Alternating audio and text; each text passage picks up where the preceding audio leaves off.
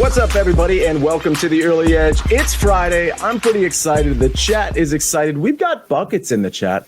Can I just say, I'm going to announce this right now. Buckets is doing okay, but a goose went after Freya, and Buckets defended Freya and got bit by the goose. He had to check to see if he needed to get stitched up, so he's actually not going to be on the show, but he's in the chat. This guy's a true warrior. And speaking of Warriors, let's look at the recap screen, because no, we didn't bet the Warriors, but this is a Warrior outcome. We've got, 5-1 on the day. Remember, we had two kind of subpar days early in the week. We bounced back in a big way the last 2 days. Since the NFL playoffs started, we are 117-76. Again, on the Early Edge since the playoffs started. Pretty good record, 117-76. We did well yesterday as well, but y'all, it's enough about me talking. By the way, you know what's happening today, right? We've got 4 o'clock. We got the prop show. Do not forget about that. I feel like I don't have to remind you all anymore, because I know you always tune into that show at 4 o'clock with prop stars Dave Richard and EC.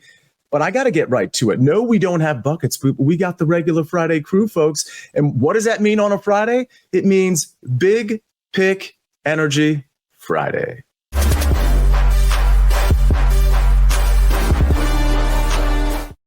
Honk! Honk! Honk! Oh, sorry. I don't want to create any trauma here, just honk! Too soon. Danny Brasco, you're looking like Keanu Reeves in an old classic. How you doing, sir? I'm good. See, I almost started on mute. Would have been a rocky start to this Friday show, but feeling good, man. Big Pick Energy, baby. Let's get it. All right. And Mike McClure, I know you're battling through a cold. Thank you for being here. How you doing today, other than, feeling a little achy here and there? I'm doing all right, Sia. Happy to be here. Little confusion on what Buckets is dealing with. Have we confirmed if it's an actual goose or if this is something Prop Stars did with the cat? What can I just say? It's really funny you bring that up, because Prop Stars isn't on the show either. There may have been an incident involving Prop Stars cat. I can neither confirm or deny. As the attorney for both of them, I'm kind of between a rock and a hard place there. So we'll have to wait and learn the real story there. All right, ladies and gentlemen, first of all, everybody in the chat, one thing, thank you for being in here. 2 things, hit the like button if you can. Let's keep this thing rolling. Before we get to the official bets, we always do the marquee matchups. And I want to talk some football, ladies and gentlemen. I want to talk some Super Bowl exactas. Listen, from a future standpoint, like maybe there's still some value in your mind, but I think it's more fun to speculate at some of these longer numbers potentially, or shorter numbers, in terms of the exacta market. And with only 4 teams left, you're not really taking a huge swing here. So I'm going to start with you, Mike McClure. You're always the person that will diagnose something potentially different. I shouldn't say that. I know that the 3 of you will potentially do that. But being the Chiefs fan and knowing that, because I've done shows with you already this week, knowing that you like the Chiefs this week, perhaps you're going a little further down the board. So if you were going to pick an exacta, what would it be? Yeah, so I would recommend that to anyone. If you have the team that you really like here, that's probably where the value is going to be, especially if you're leaning one of the underdogs this week. But for me, the best value on the board is going to be the Chiefs to beat the 49ers, plus 600. That's where I would be. I have a decent size edge on Kansas City at current price points over Baltimore here. And I have the 49ers Detroit mostly fair value. So that's where I would look. If you're someone that loves the Lions or anything like that, it's going to be wherever you have your biggest edge today in this first game is likely going to be what you're going to want to continue to bet on in terms of the exacta.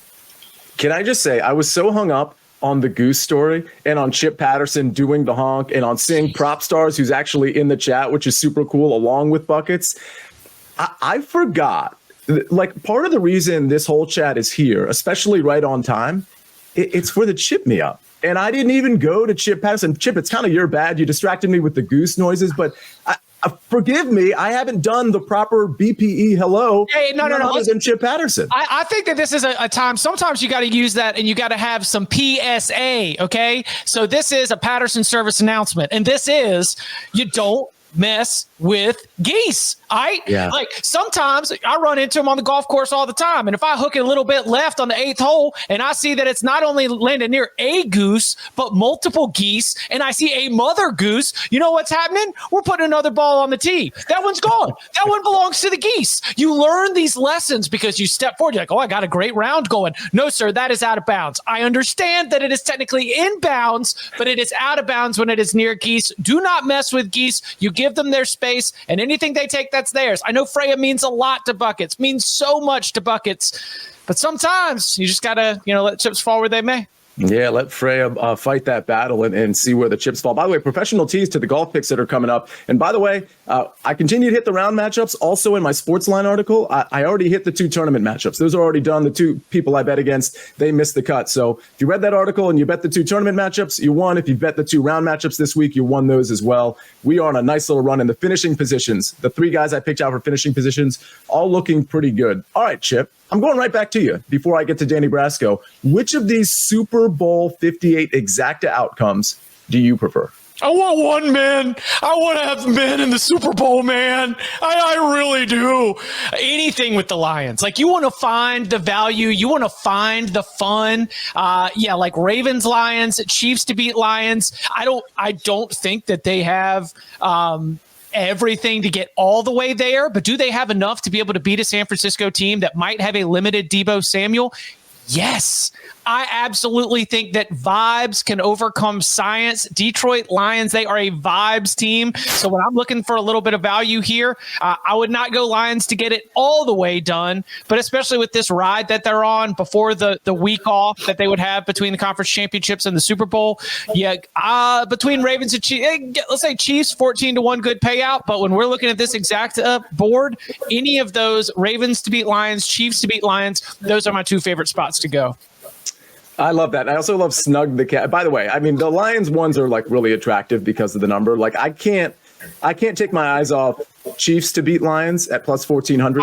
I do think San Francisco, my preseason Super Bowl pick, I think they do need to be on upset alert. I mean, it's not like they've played super well over the last month, and we know Debo's kind of a little down and out. Well, let's see if he actually plays and how effective he is. But listen, I think the 49ers are going to win the game. I'm not so sure about covering, but it's not outside the realm of possibility if the Lions win that game. The Chiefs beat the Ravens, and the Chiefs win yet another Super Bowl for Mike McClure and Kansas City. By the way, Snug the Cat says, I'm pretty sure Chip's kids get Monster drink in their sippy cups as opposed to apple juice, which is probably accurate. And Japan says, go ahead, Chip.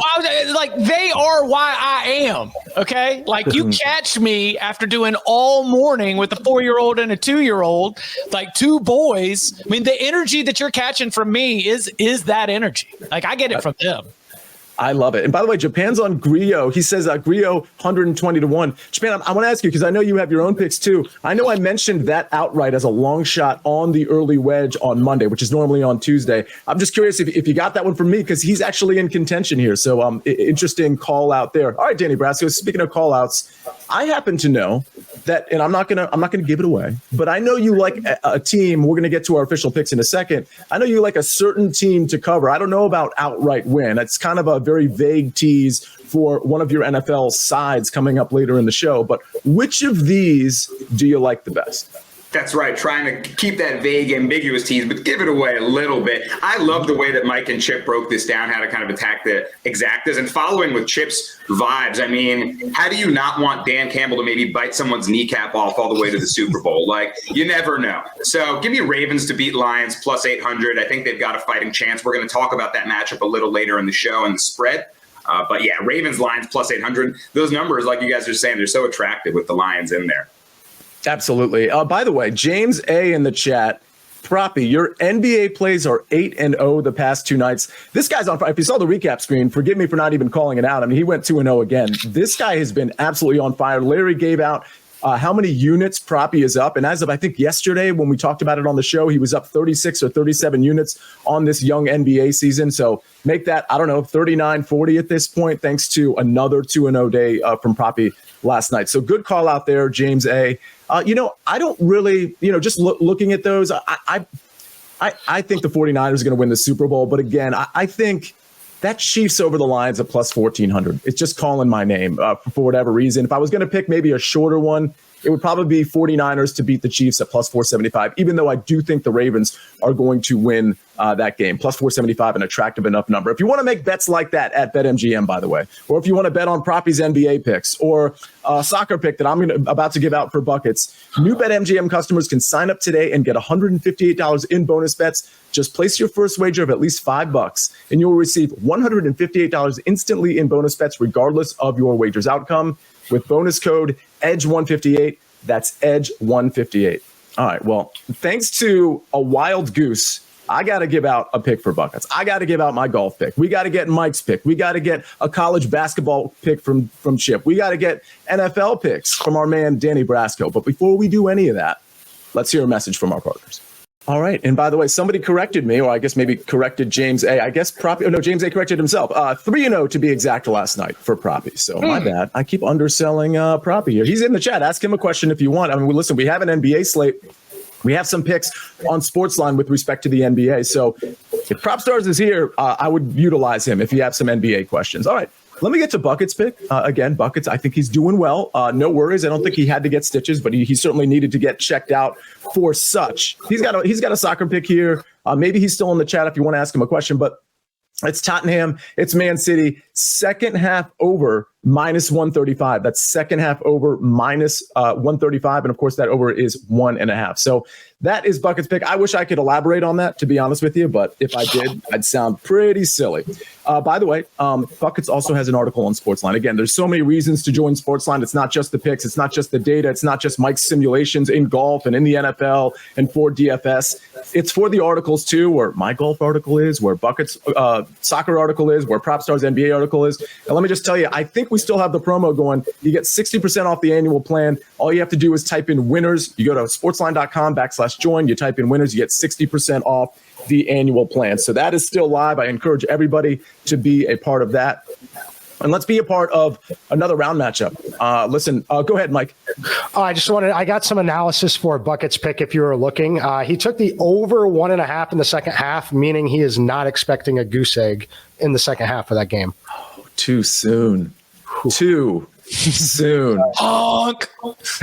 I love it. Let's go. Oh, that was excellent. That was very much worth the interruption. All right, listen, let's go to round matchups. I mean, anybody who follows me know I've been red hot here. I usually like to isolate, especially when we get to Saturday and Sunday. I like to isolate one person, in other words, a head-to-head. But I'll tell you, even though I've been hitting these even this week, the head-to-head matchup market, there's just nothing I personally like. Mike McClure has a matchup that he likes, but I'm going with another 3-ball, and I'm going to isolate two players that I don't think are going to be good, particularly on the South Course relative to Sahith Theegala. I like Sahith Theegala minus 105 over Dylan Wu and Ben Martin. Now, if you remember on Thursday, I targeted Ben Martin in another 3-ball. That worked out really well. And on the South Course, I just don't think Ben Martin has the game to keep up with Sahith Theegala or really many people on this course. On the North Course, I think Ben Martin can hang maybe a little bit. Dylan Wu, I would say the same thing about. I think Dylan Wu's better fit on the North Course than the South Course, where everybody's going to be today. But I will say this about Dylan Wu. He's a better golfer than Ben Martin. And really, on any given day, he can have a pop round. But again, this South Course requires so much in terms of length and having all the tools in the bag, including short game. And Sahith Theegala really has that. And for the record, he has not only the short game, but he has the course experience here. He's finished really well here the last two tournaments, and that really speaks to him being successful specifically on the South Course, since 3 of the 4 rounds for the Farmers Insurance Open always take place on the South Course. So now that everybody's on the same course, and now that we know that this course is going to be really challenging, I think Dylan Wu and Ben Martin really kind of fade. Sahith Theegala hasn't had a great tournament, but if you look at strokes gain metrics on the South Course specifically, he's actually been pretty good relative to Dylan Wu and Ben Martin. So let's go for another one here. Sahith Theegala minus 105 over Dylan Wu and Ben Martin. This 3-ball should be available at any book that offers 3-balls. I know at major books it's there, so go ahead and bet it. But if you, for some reason, don't have it and you want to message me something that you have in the matchup department or in the 3-ball department, I'm happy to hear it. All right, we transition from golf to NFL football. We know Danny Brasco is going to give us something sharp like he always does. I got to say, I agree with both of your picks. And frankly, one of them is probably also going to be an official play for me that I put in on Sportsline, at least one of them, if not both. And this isn't me copying you, Danny, although I'm happy to copy you because you're so sharp. But like these are games and outcomes that I've also been talking about, just like I know you've been talking about. So I'm all aboard the Danny Brasco train right now. You have the floor, sir. Appreciate you, my guy. See, also to that point about copying, a lot of people, I see that in the space. Hey, he took that pick. By the way, guys, there's a lot of smart analysts at Sportsline these people just take good information from smart people. It's not copying, it's taking good information. In any case, let's move forward to the pick and let's kick it off with my dog of the week, the Lions, plus 7.5. You're going to give me the hook. I'm going to take it through a touchdown. Now, I feel like we saw this San Francisco team all of a sudden look very human against the Green Bay Packers. And yes, there were conditions like rain making the ball slippery, a wet field, but really it's the run game that stuck out to me. Of course, Aaron Jones and that Packers offensive line, they were creating gaps, hitting the hole, and pushing the pile at will. The Niners, since week 9, all of a sudden rank 28th in rush EPA per play on defense. They're liable to stay on the field, give up continued first downs. This is the recipe for success for Dan Campbell's Lions. Jahmyr Gibbs, David Montgomery, and just make them stop you, right? We'll go for it on fourth down over and over again. The Niners in that Packers game, they have 3 first-half possessions. If you can keep them off the field, that's the recipe for success, right? Second off, we're looking at this Debo status, right? And reports right now are saying he's 50-50. I think there's no way he doesn't go, right? It's Debo Samuel. He's a tough guy. He's so important to the Niners. When they play with him, and without him, it's a massive difference. 1-4 straight up and 0-5 against the spread in games that Debo does not play. So they need to have him in. Even if he's a limited version of himself, I feel like it's likely to impact this Niners offense. If he's a decoy out there, look what happened to Stephon Diggs against the Chiefs, right? He was largely nowhere to be found, and he won't offer that kind of explosiveness and dynamic ability that he will to that offense. So, of course, they're still littered with talent everywhere else, but the key is to neutralize McCaffrey and make Purdy beat you. We forget Purdy's still in his 2nd year. There are moments where he looks jittery, he looks unsure, and he's so inappropriately rated in the media. They make him a top 5 quarterback, then they tear him down, make him a bottom 5 quarterback. He's probably somewhere closer to the middle. But I think this Lions defense that you're going to hear all week is 32nd against explosive passes, how explosive the Niners pass offense is, right? There's a world where they rattle him up with pressure, with Hutchinson. They're first in pressure rate. I think they can rattle up a young Purdy, again, try to get to him, try to kind of take that momentum from the game. And all of a sudden, maybe they're playing with the lead, and this Lions offense can run the ball and cover a wide plus 7.5 number. So those are the recipes I see for success for Detroit. Okay, quickly, we'll go into another under now that I like. And we lost the Ravens under by the hook last week, but we get an extra point now. Last week, we had under 43.5, and that garbage time field goal from Justin Tucker ruins it, right? Now we get 44.5, and I like it here because, well, one, we've got the money on our side, the splits. It looks like the public's going to be all over this over. And it looks like the line is even going towards 44, reverse movement. So I like the under for that reason, of course, in the market. And both these teams are going to go run heavy, I think. That's the way to win here. Cold Baltimore once again. 2 great defenses. Marlon Humphrey's back for the Ravens. This is the best defense the Chiefs have ever had behind Mahomes. I think it's going to be a scrap of a game with a run-focused game plan for both sides. Give me the under 44.5, Sia. Yeah, I agree with the run-focused game plan. And Mike, let me kick a couple things to you with respect to something in the chat that it looks like Japan and Moshe are talking about, which I'll get to in a second. But the under here, do you expect this? And we did Fantasy Football Today DFS yesterday, which, by the way, is in everybody's feed. If you subscribe to Fantasy Football Today DFS, the podcast, it's in your feed. And obviously you can catch it on YouTube on the FFT channel. But do you subscribe to the under here as well? Because, and I know maybe you don't have a huge edge here, but if you had to choose here, I lean the under here as well. I think we're going to see a lot of running and maybe successful running on both sides. Yeah, excuse me. Yeah, slight underlean. When I look at the game here, possessions are going to be extremely limited. It's just going to come down to red zone efficiency. Excuse me. If Kansas City doesn't have to kick field goals, I think the over could hit in this game. But yeah, I'm leaning under, not something I'm playing. But that's certainly the way I would lean. I think it's going to be a classic Kansas City game where you might have a first quarter, say Kansas City gets the ball first quarter. They might have each team might only get 1 possession in the first quarter. Fair enough. And real quick, because I know Moshe in Japan, we're talking about this. You don't typically get into longest rush props, but because we think this is going to be run heavy, they were talking, I think, about Lamar Jackson longest rush over 16.5. Any opinion on that, or would you just kind of stay away? That's not something you'd take. I would lean over. It's not something I'm playing. I would just attack his rushing yardage in general. There's a correlation between him hitting his longest rush and hitting his actual rushing prop. So I would just focus on the rushing props themselves, but I'm certainly not taking the under on it. Fair enough. Danny Brasco, your thoughts? Yeah, it almost feels like they've been waiting to unleash Lamar in the run game. Seemed fairly conservative a lot through the season, and against Houston when they needed it, they were faltering a little bit. Tight game, he went off, and then all of a sudden, a game in which the Texans felt like they were really in, they lost by 3 scores. So I think Lamar can easily go over that longest this week. Chip Patterson, I'm seeing a head nod there. It is one of my favorite aspects of modern offensive football is that no matter how much a coaching staff or a head coach or a coordinator will talk about balance and spreading the ball around, when the money is on the table, it's like high school ball again. Put the ball in your best player's hands and have him go win the game. I mean, in obviously college mindset, but Deshaun Watson, really not a huge runner until you got to the college football playoff and you were playing Alabama, and now all of a sudden he's taken off. You look at Trevor Lawrence did that against Ohio State. You look at a lot of these dual threat quarterbacks. It is, all right. We have this great offense. We throw defenses a lot to look at. We make their life hell all through the week where they're trying to game plan for all this different stuff. But when the money is on the table, put the ball in your best player's hands and let him go win the game. So that's kind of my general read on that. I would be terrified to have a under on a longest rushing prop for someone who I watched rip South Florida high school football to shreds prior to his time at Louisville. I mean, the man's electric, and I don't want to be on the underside of a great play in AFC Championship history.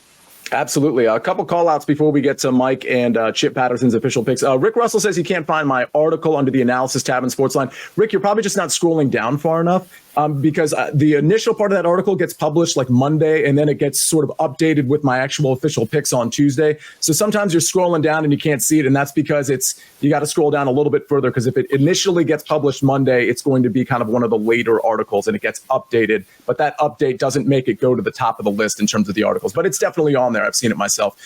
The other thing I do want to point out, Motion Japan were in my Twitter Spaces chat yesterday. I appreciate you all participating in that. And if anybody wants to listen to that, it's pinned at the top of my Twitter profile, along with a golf tweet I put out that is the most viral tweet I've ever put out since I've been on Twitter, which is pretty funny. It was Danny Lee missing 6 putts from 3 feet, essentially. All right. Enough about that. We got to take a break, and we got to get to Mike McClure's golf pick, and we got to get to Chip Patterson's college basketball pick. So we're going to do that right after this break. All right, we're back. There was a question about Sahith Theegala over Harris English. I mean, I like that. I don't like it quite as much as my pick. I would certainly lean that way, especially if you're getting like close to even money. All right, Mike McClure, this is interesting because you're targeting Sahith Theegala. You're on the other side of it. Now, I will qualify this before you go. We could certainly both win our bets here, but you have the floor. What's your round 3 matchup? Yeah, we're going to try and thread the needle here. I'm fading Theegala, but I'm really mostly betting on Minwoo Lee. I took Minwoo Lee minus 120 over Theegala in a round 3 matchup. Minwoo Lee is a guy that when you look at his profile and where we would expect him to be really good, it's off the tee and in the short game with the flat stick. The one area he has struggled this week is with the flat stick, losing 2.3 strokes putting so far. That is a stark contrast from where he's averaged 4.5 over the last 5 rounds that he has played, last 5 tournaments, that he's played.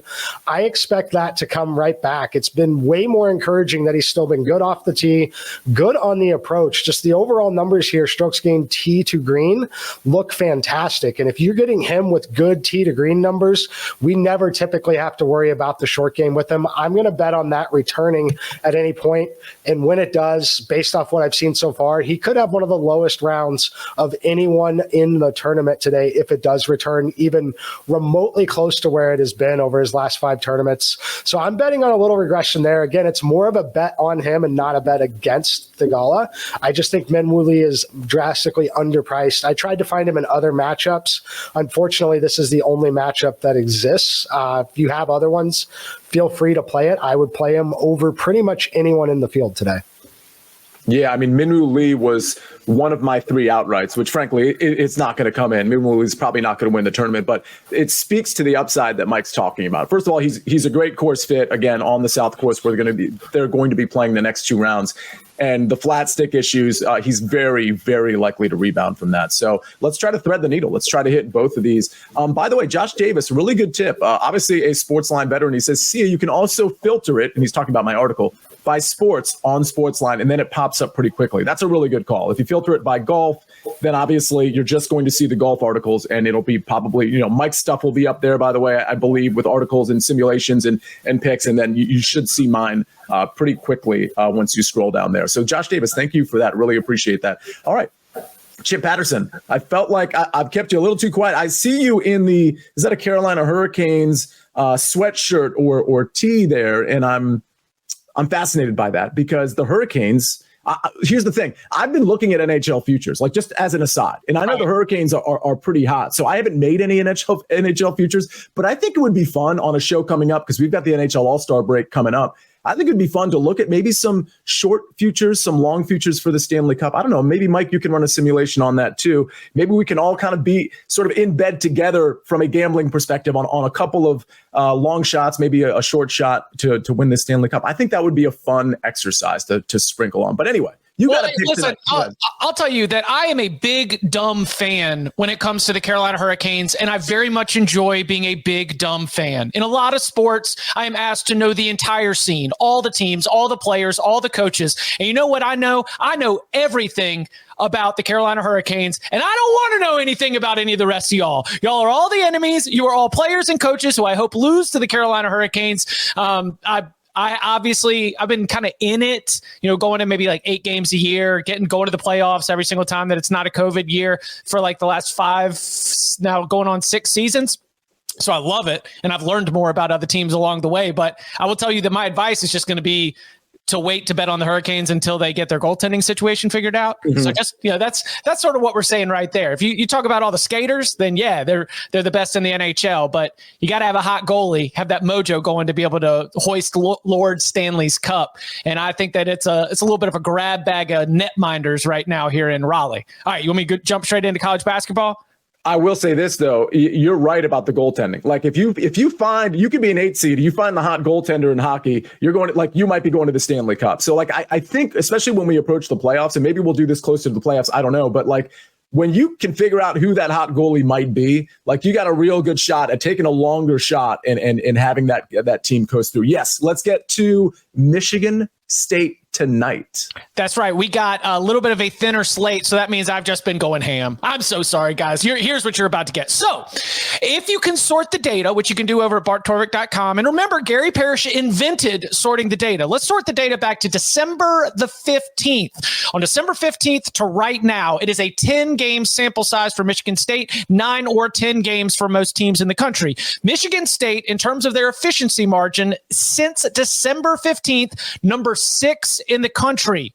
They are up there with Houston, Purdue, Tennessee, Auburn, North Carolina. That is really good company. But here's the thing.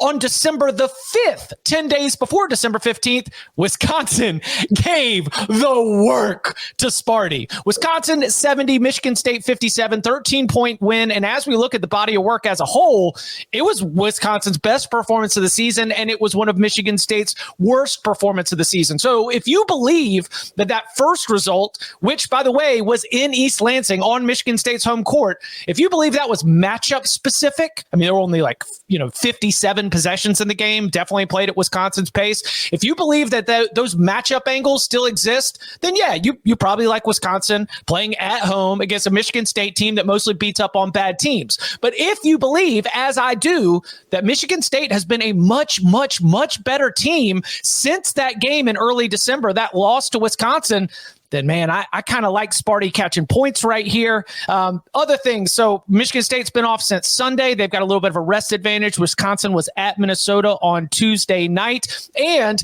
they have unlocked something with their fifth-year senior Malik Hall. When Malik Hall is in double figures, that team is 8-3. When he is not, Michigan State is just 4-4. The veteran leadership of this Michigan State team is going to allow them to win these tough late season and maybe even postseason games. Yes, they're going to schedule tough, take a couple losses. Yes, they're going to have some bonehead L's as well. But Tom Izzo's team, when he's got them old at this time of year is when the switch usually flips. That's why we always see him as one of the most dangerous, 7 seeds in the NCAA tournament. And I think that this is a spot right now where Sparty catching points might be a little bit of value. So let's go Michigan State. I think this is a really smart pick. I'm going to be on this one as well, or at least I'm going to be tailing Chip Patterson on this one. By the way, people want to know, you referenced a website where you can sort data. What was the name of that again? BartTorvik.com. He runs efficiency numbers just like a lot of people do. It's a free site, and I enjoy being able to take little windows. You can go up at the top and you can put in certain dates, and yeah, you can get some small sample size theater. But again, if you can get those 10 game sample size, 12 game sample size, find good spots when a player was in or out of the lineup. It's something that can be really effective when you want to look at what teams are coming into March Madness. Hunter Van Halen and John Frey say, hey, buddy, you got to spell it for me. I don't know what you're saying. So spell the guy's name if you can. Barttorvik. All right. You're definitely close enough, even if you're wrong. So people will be able to find it. There was a question about Minwoo Lee in Showdown. Yeah, I think he's a pretty good Showdown play. Anybody who's going to be far down the board, like a Minwoo Lee who hasn't played really well yet, is probably going to be lower owned, and we know they can pop, certainly based on what Mike McClure said. Mike, somebody did ask, before we put up the recap screen, somebody did ask about Minwoo Lee versus Homa. Now, Homa, obviously, pretty good on this course. He didn't put what the price was, but is that in a matchup you'd actually avoid given Homa's sort of pedigree here?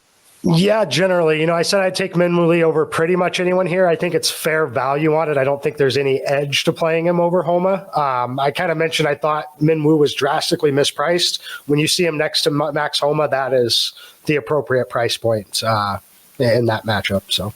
Fair enough. And one more for you, Chip. Brent Ritchie asks, any thoughts on the over or under 137.5? You don't have to have thoughts on it, but any lean? Yeah. So, like we said, Wisconsin is super, super slow. One of the slowest teams in the country. Michigan State about middle of the pack. But with that game, again, 57 possessions is so few.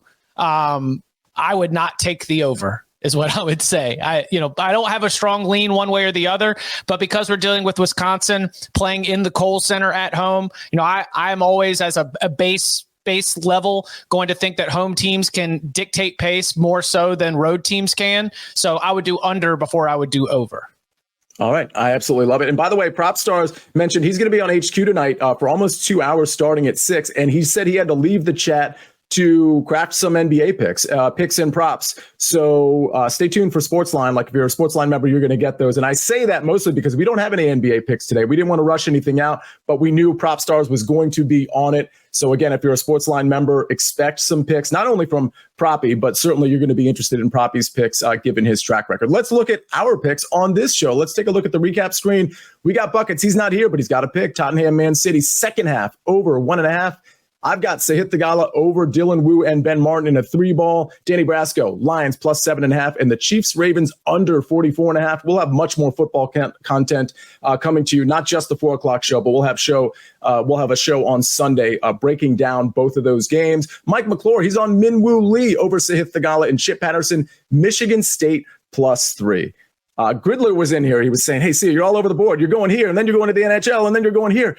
I agree. I'm all over the board today. I'm just trying to get out as much information as humanly possible. And I'm using Chip Patterson, and I'm using Danny Brasco, and I'm using Mike McClure to get all of that done. Thanks, everybody, for being in the chat. Hopefully you hit the like button. If you forgot, that's okay. When you come here next time, just remember, right when you get in here, I got to hit the like button, and then I'm going to watch. I would really appreciate that. On behalf of Jake the Snake on the 1s and 2s, on behalf of the Chip Me Up, Mr. Chip Patterson, on behalf of Mike McClure, Danny Brasco, I am the Counselor of Cash. This is The Early Edge, and we rest our case.